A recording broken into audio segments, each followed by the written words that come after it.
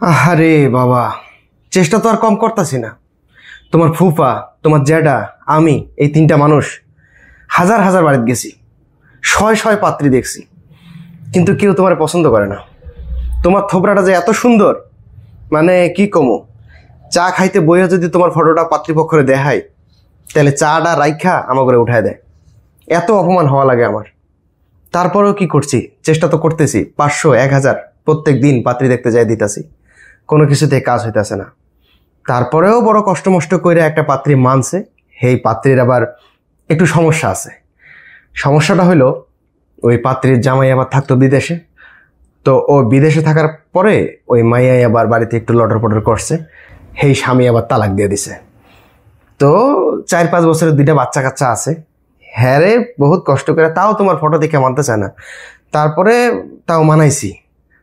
যখন শুনলো যে তুমি বিদেশ থাকো, 1 বছর পরে পরে আইবা, হেই কথার পরে তারপরে একটু মানছে। তা তুমি কি কও বাবা? আমি কি কমো?